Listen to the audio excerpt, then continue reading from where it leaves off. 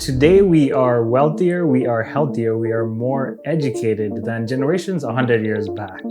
But the price we pay for these achievements are increased rates of depression, stress, and anxiety. I'm calling this the psychological wars. These are the battles that are happening in the real estate in between our ears. Increased stress and increased anxiety. Another health issue hit teenagers across the country, a mental health crisis. 8% admit that they're feeling more depressed than they let on. The U.S. Surgeon General is sounding the alarm about a worsening mental health crisis among young people. An advisory published Tuesday noted the number of youth experiencing depressive and anxiety symptoms doubled during the pandemic to 25% and 20% respectively. At home, at work, when we're out with friends, these feelings follow us. And for some of you, this is not new. It probably started a long time ago and still shows up today. You're good, then you're bad, then you're good, then you're worse. Your whole life, you've been climbing up and down the feeling ladder, and it will continue to be this way. Depression, stress, and anxiety are just stickers that are covering up what people are actually feeling, which is hopeless, helpless, and worthless. So what can I do about it before subscribing to Juju or Voodoo? For us to start heading in the right direction is knowing that the biggest mistake is that we don't understand how we work at a deeper level. And this means that we don't know how our experience of life truly happens. So the aim here is to give you absolute clarity around you and others and watch how different you will be. Because shifts in our lives can happen in a moment. One of my coaches said that if it takes you 2 hours to get home and I came along and told you about a way that only took 15 minutes, how many times would I have to tell you for that to become a new habit? The same thing happens when you get this. It's disappointing that we are not taught this sooner, but that's okay. So let's begin. Emotions are indicators of thought. We don't have an emotion without a thought. But what happens is that we are so caught up with emotion, we forget that it started as a thought. So if you're angry, it means that certain thoughts you're giving your focus and attention to are making you angry. The same happens when you're sad. Another way to explain this are the 3 F's and 3 H's.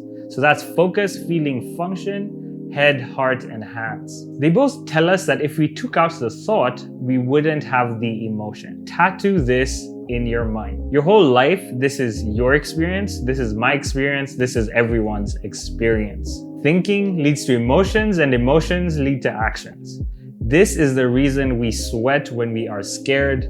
This is why we have chest pains when we are hurt. So now change this word in your dictionary. Emotions definition is thoughts. This made me realize that my friends, my family, when these strong emotions show up, it's really thinking that made them that way. So what do we do to get away from the feelings that we don't want? Because these feelings suck, we do the opposite. We suppress these feelings. This is like putting a lid on a hot pot. It builds pressure to the point where it bursts open and you do not want to be around when it happens. So pushing it away doesn't work. What we do next is we look outward to fulfill an internal need. Feelings are like check engine lights in your cars. Your car is telling you where to look, but if you put time into trying to fix your tires, expecting for the light to disappear, it's not going to happen. For you, when you're outside in and not inside out, we are throwing mud at a wall and hoping it sticks. We're trying to put square pegs into round holes because feelings are generated on the inside. So now we know that attempts to dismiss, ignore, replace don't work. What can we do instead? I don't know about you, but I don't control my thoughts. They just show up just like clouds. I don't know when and I don't know how, it just is. What do I do now because I can't control them? I found that the best way to address this is to acknowledge and value what's going on, and things will just get better. Amy Johnson talks about sitting in the mud, not trying to fight what isn't, but embracing what is. If you want to turn murky water clear, you don't continue to stir. You just sit and let it settle, and it'll begin to clear all by itself.